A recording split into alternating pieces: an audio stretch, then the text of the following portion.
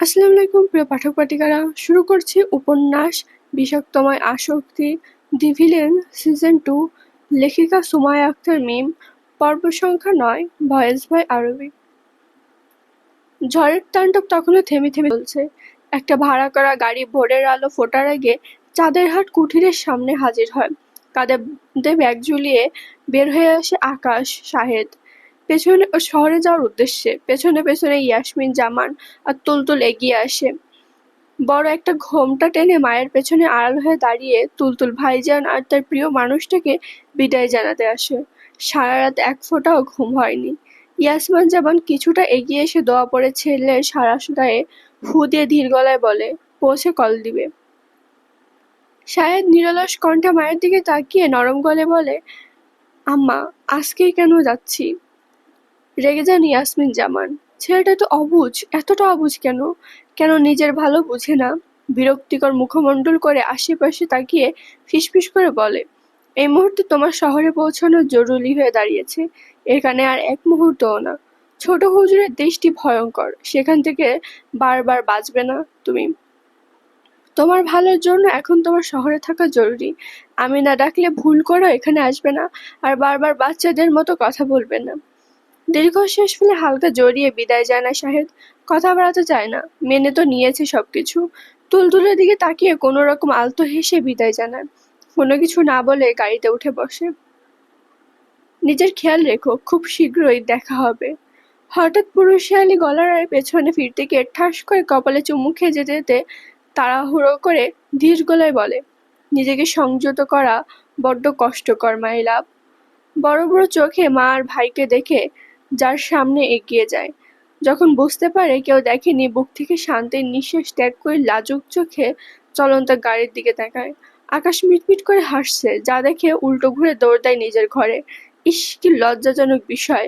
যদি আম্মিজান বা ভাইজান দেখতাম তাহলে কি হতো? লাজে গাল লাল হয়ে উঠেছে। হাতের আংটির দিকে তাকিয়ে লাজুক হেসে বিড়বিড় করে, নির্লজ্জ পুরুষ। উক্ত তকমা দিয়ে লাজুক চোখে খোলা জানলা দিয়ে রাস্তার দিকে তাকিয়ে থেকে বৃষ্টির ফলে কি সুন্দর স্বচ্ছ লাগছে। মনে পড়ে অতীতের কথা। বয়স কত হবে তখন? 10ম শ্রেণীর পরীক্ষায় সমকালীন থেকে আকাশের সঙ্গে প্রেমের সম্পর্ক গড়ে উঠেছে। তার এমনই এক বৃষ্টি ভেজা দিন ছিল। শাহেদের প্রিয় বন্ধু হওয়ায় সেই সম্পর্কে কারোর আপত্তি ছিল না। পরীক্ষা শেষ হতে দু পরিবারের সম্মতিতে তাদের এঙ্গেজমেন্ট সম্পূর্ণ হয়। কথা হয়েছে আকাশের একটা ভালো চাকরি হলে ধুমধাম করে বিয়ে হবে দুজনের। এত মাখো মাখো প্রেম নয় তাদের, আড়ালে আবডালে লুকিয়ে চুরিয়ে প্রেম, যেন কিশোরী কিশোরের দুজনের। গতকালকের ভয়ঙ্কর তুফানের পর নতুন সকল ফোটে। ফকফকে নরম রোদ ধীরে ধীরে আয়নার ঘুম ছুটতে নাক মুখ কুঁচকে ঘুম কাটা যাবে, হঠাৎ পুরুষালী সুগন্ধি খুব কাছ থেকে অনুভব করতে ঘুম একেবারে ছুটে যায়। ষষ্ঠ ইন্দ্রিয় ভয়ঙ্কর আভাস দিচ্ছে। ভয়ে ভয়ে ঠিকঠাক করে চোখ খুলতেই লাল লাল চোখের এলোমেলো চুলের ইরফানকে তাকিয়ে থাকতে দেখে ভয়ে লাফিয়ে বেডের সাথে চেপে যায়। যা হয়েছিল তাই ঘটেছে। ভয়ে নাজেহাল হয়ে উঠেছে। ঘুম ভাঙতে এমন কিছু দেখে বুকের ভেতরে হৃদযন্ত্রটা যেন লাফিয়ে বেরিয়ে আসার জোগাড়। আয়নার ভয়ে কাঁপতে থাকা শরীরের কম্পন নজরে পড়তে বাঁকা হাসে ইরফান। মেয়েটা জমের মতো ভয় করে তাকে। আর সে ভীতু কিশোরীর প্রতি প্রবল আকর্ষণ অনুভব করে এই কঠোর মন। চুলে হাত বুলিয়ে এলোমেলো চুল সেট করে সোজা হয়ে বসে হাত এগিয়ে আদেশ সুরে বলে, কাছে এসো। পুরুষালী গম্ভীর গলায় পুনরায় কেঁপে ওঠে। গতকালের কথা মনে পড়তেই পরক্ষণে একটু এগিয়ে বসে। হাত টেনে নিজের দিকে টেনে এনে বুকের সাথে চেপে ধরে। বিনুনি করা লম্বা চুলে আদর করে স্পর্শ করে নরম গলায় বলে, গুড মর্নিং মেরি জান। আয়না কিছুটা সময় নিয়ে উত্তর দেয়, গুড মর্নিং। ইরফান মুচকি হেসে কপালের চুলগুলো কানে গুজে দিয়ে ঘড়ির দিকে এক পলক তাকিয়ে গম্ভীর স্বরে বলে, ক্ষুধা পেয়েছে? আয়না ঠোঁটে ঠোঁট চেপে ধরে। সত্যি তার ক্ষুধা পেয়েছে। আর আয়না ঠোঁটে ঠোঁট চেপে ধরে। সত্যি তার ক্ষুধা পেয়েছে। তার ক্ষুধা ভয়ঙ্কর পরিস্থিতি যেমনই হোক, এই একটা জিনিস ভয় পায় না, সময় অসময় ক্ষুধা পায়। কিন্তু সমস্যা হচ্ছে লজ্জায় বলতে পারছে না। ইরফান কিছু সময় গম্ভীর দৃষ্টি তাকিয়ে বুঝে নেয় মনোভাব। শান্ত গলায় বলল, যাও ফ্রেশ হয়ে আসো, ফার্স্ট আসবে। আয়ানা মাথা নাড়িয়ে সাই জানিয়ে তাড়াতাড়ি করে ফ্রেশ হতে চলে যায়। ওয়াশরুমে ঢুকে তাড়াতাড়ি করে দরজা বন্ধ করে বুকে হাত চেপে দাঁড়ায়। জোরে জোরে শ্বাস টেনে নিজেকে শান্ত করে। এতক্ষণ শ্বাস বন্ধ হয়ে যাচ্ছিল। পরক্ষণে ইরফানের কথা মাথায় আসতে তাড়াতাড়ি করে ফ্রেশ হতে শুরু করে। দেখা গেল সে লেট করলো, লোকটা দরজা ভেঙে এখানে চলে আসলো। বিশাল বড় ওয়াশরুমের দিকে এক পলক তাকিয়ে হা হয়ে যায়। মাথায় আসে খুন খারাপির সব টাকা পয়সা এই বাড়িটার এক একটা ইটে লাগিয়েছে। না হলে সবকিছু এত সুন্দর কেন হয়? ছটফট হাতে পরক্ষণে ফ্রেশ হয়ে বের হতে ইরফান তার চুল সযত্নকারে বেঁধে দেয়। ওয়াশরুমে চলে যায় ফ্রেশ হতে। যাওয়ার পূর্বে একটা বিশাল সাইজের কিটক্যাট হাতে ধরিয়ে চুপচাপ বসে থাকতে বলে যায়। আয়না চুপচাপ কিটক্যাট নাড়িয়ে নাড়িয়ে খায়। ক্ষুধার সময় পানি ভাত তার কাছে অমৃত লাগে। আর এই জিনিসটা তো তার পছন্দের শীর্ষে। গতকালই ইরফান ড্রয়ার ভর্তি করে তার পছন্দের খাবার দিয়েছে। ঘরের একপাশে ফ্রিজে সার্ভেন্ট কত মজার মজার খাবার রেখে গেল। আয়না একটু তাকায়, আর তাকায় না। ছুঁয়েও দেখেনি কিছু। বরংবরই তার এইসব মুখরোচক খাবারের প্রতি প্রকাশে আজকে যেহেতু নিজ থেকে দিয়েছে, তো খেতে লাগে। খুব কম সময়ে একদম ফিটফাট হয়ে বেরিয়ে আসে ইরফান। দেখে বোঝা যাচ্ছে বের হবে। তা দেখে মনে মনে আনন্দিত হয় আয়ানা। যতক্ষণ ইরফান বাড়িতে থাকবে না, এখন থেকে সে সময়টুকু আয়ানার জীবনের সবচেয়ে আনন্দময় সময় হবে। সে থাকলে তো নড়তেও ভয় পায়। যদি সে না থাকে তখন নিজেকে মুক্ত মনে হবে তার কাছ থেকে। বারবারই ইরফান টাইম মেনটেন করে, সময়ের কাজ তার সময় পছন্দ। তাই তার আশেপাশে সবাইকে সময় মেনটেন করে চলতে হয়, এটাই তার নিয়ম। চকলেট খাবার চকলেট সাবার করে আয়ানাকে আগের জায়গায় গুছিয়ে বসে থাকতে দেখে মুচকি হাসে ইরফান। কালো রঙের পাঞ্জাবির হাতা গোটাতে গোটাতে এগিয়ে এসে হাত টেনে কোমরের আঁকড়ে ধরে নিজের সাথে মিশিয়ে নেয়। ঘরের বাহিরে পা রাখে। সিঁড়ি বেয়ে নামতে নামতে আয়ানা চারিদিকে পরখ করে নেয়। গতবার এসেছিল সে এখানে ৫-১০টা সাধারণ মানুষের মতো, আর এখন ভিন্ন। হঠাৎ ইরফানের ফোন বেজে উঠতে ভাবনা থেকে বেরিয়ে আসে।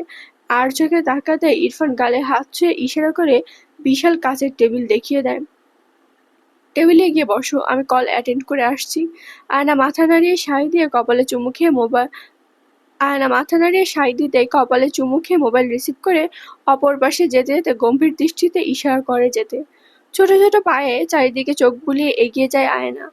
বুঝে নেয় গুরুত্বপূর্ণ কল এসেছে, না হলে যেই হারে তার প্রতি পাগল, এক পা একা ছাড়তে নারাজ।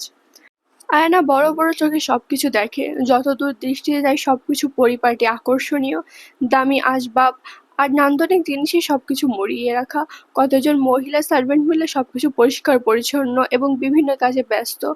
পরনে সবার একই পোশাক, কিন্তু নজরে আসে না কোনো পুরুষ কর্মী। শুধু দরজার বাহিরে বিশাল দেহের লম্বা লম্বা গার্ডগুলো ব্যতীত। ধরতে গেলে সম্পূর্ণ বাড়ির ভেতরে শুধু মহিলা কর্মী ছাড়া কোনো পুরুষ কর্মী নেই।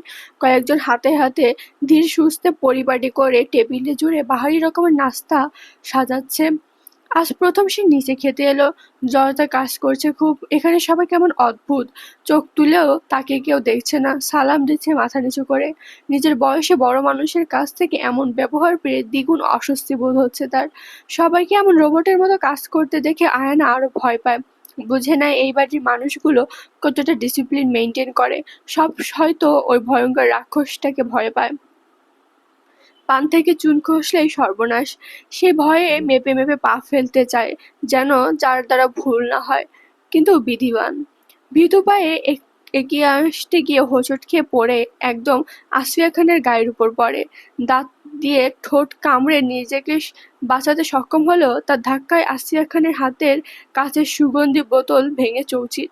দুবাইয়ের সবচেয়ে বড় ব্র্যান্ডের খুশবু শুধু মাত্র খাস তার জন্য বানানো হয়েছে, কোনো কপি তৈরি হয়নি। সেই খুশবু বেশ মনে ধরেছে আসফিয়া খানের। আজকেই পুনরায় খুশবুটির মেইন ফ্যাক্টরিতে পাঠাবেন নতুন কিছু বানানোর জন্য, যেহেতু এটার ডুপ্লেক্স নেই। এই মেইন সুগন্ধি ছাড়া নতুন সুগন্ধি তৈরি কিছুতেই সম্ভব নয়। সেই প্রিয় জিনিসটা ভাঙতে দেখে রেগে ভয়ঙ্কর রূপ ধারণ করেন তিনি। চিৎকার করে উঠে তেতো মেজাজে, আয় হায়, আমার শখের সুগন্ধি ভেঙে গুড়িয়ে গিয়েছে, কি সর্বনাশ! আশা, আশা, আমার চাবুক নিয়ে আয়। হঠাৎ চোখ তুলে কাঁপতে থাকা আয়নাকে দেখে থেমে যান তিনি। ভ্রু কুঁচকে আসেন। মেয়েটা ভয়ে থরথর করে কাঁপছে। মাথা নাড়িয়ে সাফাই গাইতে বলে ওঠে, আমি ভুল করেছি, ভুল হয়ে গেছে, দেখিনি। রাগ গিলে নেন আসিয়া খান। হঠাৎ ইরফানকে ছুটে আসতে দেখে নিভে যায় রাগ। সিঁড়ির কোণে দাঁড়িয়ে কাঁপতে থাকা আয়নার শরীর নিজের সাথে মিশে ভয়ঙ্কর দৃষ্টি নিক্ষেপ করে সামনে দাঁড়িয়ে থাকা আসফিয়া খানের দিকে। ততক্ষণে বাড়ির সবাই এসে হাজির। ইমরান খান মাত্র বাহির থেকে এসেছেন, সঙ্গে ইসহাক। সাফিয়া খাবার ঠিকঠাক আছে কিনা সেদিকে দেখছে। কিচেনে গিয়েছিল। আসফিয়া খানের চিৎকার চেঁচামেচিতে সে আতকে দৌড়ে উপস্থিত হয়েছে। একে একে সবাই এসে গিয়েছে, যা দেখে লজ্জায় ডুকরে উঠেছে আয়ানা। এত বেঁচে চললেও সে বিপদে পড়তে হলো। এতগুলো মানুষের সামনে অপদস্থ হয়ে লজ্জার সঙ্গে আসফিয়া খানের চেঁচানিতে ভয়ে জড়সড় হয়ে ইরফানের শক্ত বুকে মিশে গিয়েছে। সেই কান্নার স্বরে আরো তেতে উঠে ইরফান। রাগে শরীর কাঁপছে তার। শক্ত হাতে জড়িয়ে ধরা হাতের রগগুলো ফুলে উঠেছে। ভয়ঙ্কর চোখে তাকাতেই আসফিয়া খান মাথার ওড়না টেনে ছেলেকে বুঝ দিতে আসবেন, তার পূর্বেই আগুনে ঘি ঢালার স্বরূপ আশার নামের আসফিয়া খানের খাস কর্মচারী চাবুক হাতে ছুটে আসেন। চোখ মুখ খিচে বুঝে নেন আসফিয়া খান আশার উপস্থিতিতে। মন চাই কষিয়ে চড় লাগাতে, কিন্তু আশার হাতে চাবুক দেখে ফুসফুস করে নিঃশ্বাস ফেলে ইরফান। তাতে দাঁত চেয়ে ভয়ঙ্কর গলায় বলে, আপনি আমার জানকে আঘাত করতে চাবুক আনিয়েছেন আম্মি। আতকে ওঠেন আসফিয়া খান। ইমরান খান গম্ভীর দৃষ্টিতে বিবির দিকে তাকায়। চোখে মুখে রাগ ছেপে উঠেছে তার। আসফিয়া খান কিছু বলার পূর্বেই হুঙ্কার ছেড়ে বলে ওঠে ইরফান, যা চোখের পানি আমি সহ্য করতে পারি না, আমার তাকে আঘাত করতে চাইছেন আপনি। আপনি কেন তার সাথে উচ্চস্বরে কথা বলেছেন? নিষেধ করিনি আমি। চেয়ার টেনে সামনের খাবারের কাছের টেবিলটা ছুঁড়ে মারতেই ঝনঝন করে ভেঙে গুড়িয়ে পড়ে বিশাল টেবিল।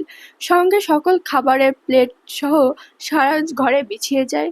ভীতু আয়ানা ভয়ে সিঁড়ির কোণে সিটিয়ে ঘেঁষিয়ে দাঁড়িয়ে থাকা আসফিয়াকে আঁকড়ে ধরে নেয়। এই ঘরের সব কটা পাগল, আর এই পাগলের মাঝে আসফিয়াকে শুধু আয়ানার সুস্থ মস্তিষ্কে মনে হয়। সাফিয়া বুঝতে পারে আজ এক কেয়ামত যাবে সম্পূর্ণ খানবাড়ির উপরে দিয়ে। আসফিয়া খান ইরফানের দিকে এগিয়ে আসতে আসতে বলে, তুমি ভুল বুঝছো, আমার পছন্দের সুগন্ধি ভেঙে যাওয়ায় আর খেয়াল করিনি সামনে গিয়ে, তাই তাই আপনার 2 টাকার সুগন্ধির জন্য ইরফান খানের জানকে আঘাত করার দুঃসাহস করবেন আপনি? বলেছিলাম না তার সামনে আমি কোনো সম্পর্ক মানব না, সবকিছু ভুলে বসবো। তাকে আঘাত করতে বলার সময় বুক কাঁপেনি আপনার? পুনরায় লাথি মেরে কাচের ফুলের টব, বিশাল টেবিল এক এক করে সব তছনছ করতে থাকে। সাফিয়ার ইশারায় আয়না আগেই মুখে হাত চেপে ধরে। আসফিয়া খান ইশারায় ইমরান খানকে ছেলেকে থামাতে বলেন, কিন্তু তিনি বিরক্তিকর মুখমণ্ডল করে নিজের ঘরে চলে যান। আসফিয়া খান রাগান্বিত চোখে সেদিকে তাকাতেই ইরফানের ভয়ঙ্কর কণ্ঠে কানে আসতে কেঁপে ওঠেন, আপনি আমার প্রিয় জিনিসকে আঘাত করতে চাওয়ার মতো ভুল করেছেন আম্মি। আপনি জানেন না সে আমার কে। জানেন না আপনার ছেলে তার প্রতি ভুল করেও কিছু হলে ভয়ঙ্কর তাণ্ডব শুরু করতে পারে, কতটা নিষ্ঠুর হতে পারে। আমি বলেছি তো ইরফান ভুল করে। থামিয়ে দেয় ইরফান। বৃদ্ধাঙ্গুল দিয়ে ভ্রু ঘষে বলে, সরি আম্মি, তার প্রতি কোনো ভুল আমি সহ্য করব না। হৃদয়ে বসবাস করে সে আমার। আপনি তাকে নয় আমাকে আঘাত করতে এসেছেন। বলেছিলাম তাকে মাথায় করে রাখুন, ছেলের সুখ চান তো, কিন্তু আপনি তা করেননি। আপনি আমার প্রিয় জিনিসকে আঘাত করতে এসেছিলেন। এখন আমি আপনার প্রিয় জিনিসকে শুধু আঘাত নয়, দুনিয়া ছাড়া করব। আতকে উঠে আসফিয়া খান এগিয়ে আসতে আসতে বলে, এমন করবে না ইরফান।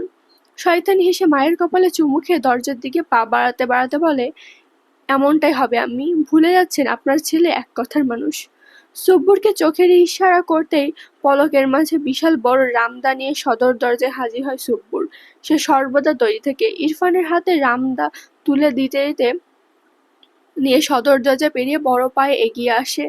রাগে হিংস্র হয়ে উঠেছে সে। তা দেখে আসফিয়া খান পেছন পেছন ছুটে আসেন। রক্তাক্ত রামদা নিয়ে ক্ষিপ্ত পায়ে ইরফানকে বাড়ির ভেতরে প্রবেশ করতে দেখে ভয়ে আঁতকে উঠে। তাৎক্ষণিক সাফিয়ার পেছনে লেপ্টে দাঁড়ায় আয়ানা।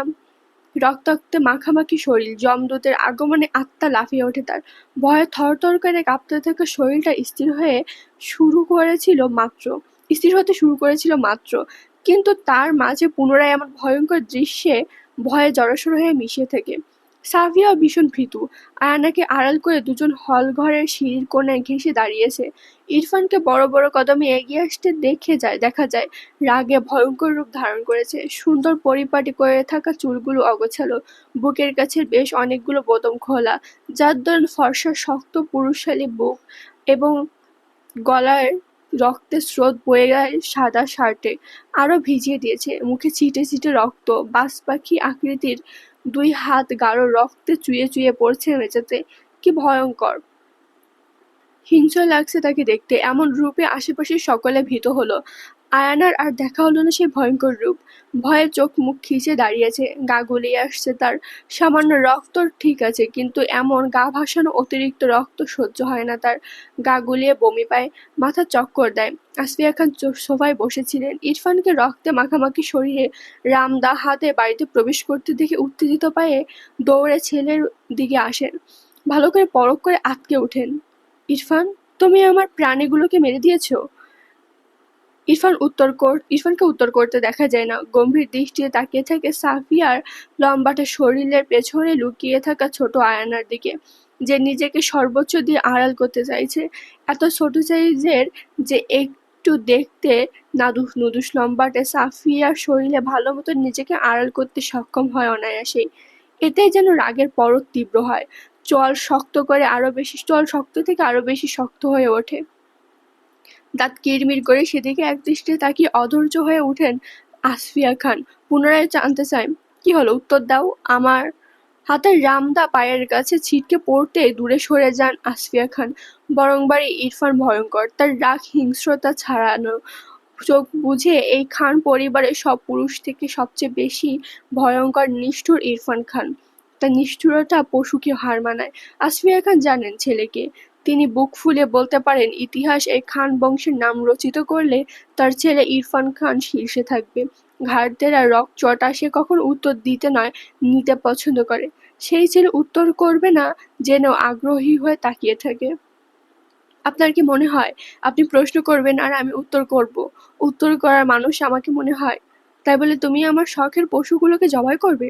বাঁকা হাসে ইরফান। মায়ের ওড়নার আঁচলে রক্তমাখা হাত মুছে ডোন্ট কেয়ার ভাব নিয়ে বলে, আমার শখ, আমার প্রিয় জিনিস সবার আগে। আরেকবার আপনার জন্য বা আমি ব্যতীত অন্য কিছুর জন্য তার চোখের পানির কারণ হলে তা শুধু খান পাড়ি নয়, সম্পূর্ণ কাশ্মীর জ্বালিয়ে ছাড়খাড় করে দিব। Mind it. আসিয়া খান মুখ কালো করে তাকিয়ে রইলেন, দ্বিতীয় শব্দ ব্যয় করলেন না। ইরফান গরম মেজাজে সিঁড়ির কাছটা এগিয়ে আসতে সাফিয়া ছুটে পালাতে চায়, কিন্তু আয়না শক্ত মুঠো করে তার কাপড় খামচে ধরে, যার জন্য সরতে পারে না। ভয়ে মাথা নিচু করে নেয়। হঠাৎ হাতে শক্ত থাবায় ঘাবড়ে বড় বড় চোখ করে তাকায় আয়না। সামনে ইরফানের শক্ত জল ভেসে ওঠে। পশু জবাই করেছে, তাজা রক্তে, সাথে ভয়ঙ্কর হিংস্র চাহনি। ভয়ে চিৎকার করে হাত টেনে সাফিয়ার সাথে মিশে যেতে চায়, কিন্তু ইরফান টেনে নিজের বুকের সাথে মিশিয়ে নেয়। দুই হাতে কোমর চেপে ধরতে লাফালাফি শুরু করে দেয় মেয়েটা, ছোটার জন্য। ছাড়ে না ইরফান, শক্ত করে চেপে ধরে। সাফিয়ার দিকে ঘাড় ঘুরিয়ে ভয়ঙ্কর দৃষ্টিতে তাকিয়ে শাসিয়ে বলে, একদম আমার জিনিসে হাত লাগাবেন না সাফিয়া, তাহলে ভুলে যাব তুমি আমার বড় ভাইজানের কিছু। একদম কলিজা ছিঁড়ে ফেলবো। ভয়ে বড় বড় শ্বাস টেনে উপর নিচ মাথা দুলিয়ে সায় দেয় সাফিয়া। ভয়ে থরথর করে কাঁপে সে। শাশুড়ি আসিয়া খানকেও এতটা ভয় পায় না। ইরফানের সামনে পড়লে যতটা ভয়ে আড়ষ্ট হয়ে পড়ে। ইরফান বাঁকা হেসে আয়নার ছটফট করতে থাকা শরীরটা বলিষ্ঠ হাতে কাঁধে তুলে বড় বড় পা ফেলে সিঁড়ি ডিঙিয়ে নিজ কক্ষে চলে যায়। হাঁপ ছেড়ে বাসে সাফিয়া।